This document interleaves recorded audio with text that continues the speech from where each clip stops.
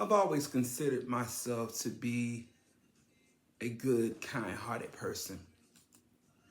I respect people while attending church services. When I was in the Christianity, organized religion, I was a tither.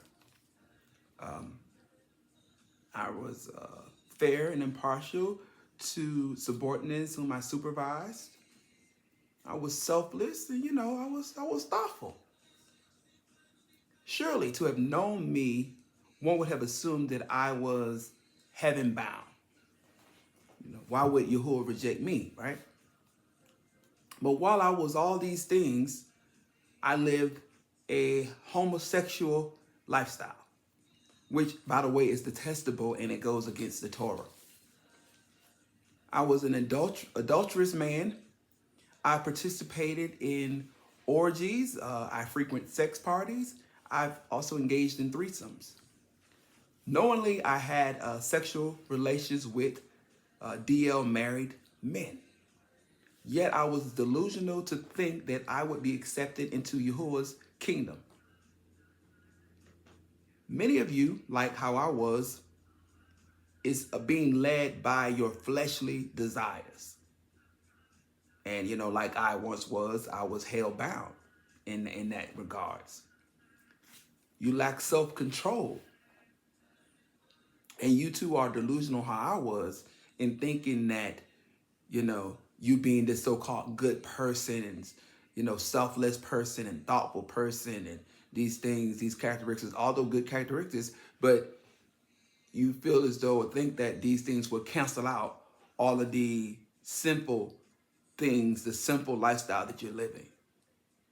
And you're thinking that no one knows or see these things. In Yahuwah, he sees all. He sees all these things. So you're comfortable in your willful sin. So you need to ask yourself, better yet, do like get some paper out and write down all the things that you do that are set apart. Because as a person, as a follower of the Most High, as a follower and a believer of the Torah of Yahuwah, we're to be set apart, a set apart people, right? So write down all the things that set you apart from the world. And then that same paper, write down all the things that you do that are like the world. We are in this world, but we're not to be of the world. But people are just sleeping, thinking that they can live this life or live their own life how they want to live it, and they good. And it's not. You're not good. You're not good. People always say, or some people say, Yahuwah, God knows my heart. And I guess that's their out. They'll say that. And I agree wholeheartedly with that statement. He knows your heart is far from him. He knows your heart is very simple. He knows your heart is unrepenting. So yes, he does, in fact, knows your heart. Right? People, they tend to view the Most High like he is your sugar daddy. Or, as the pagans, they are your Santa Claus. You go to him because you want this, you want that, you want this, you want that, but you never take in consideration what he wants. What did he require of you?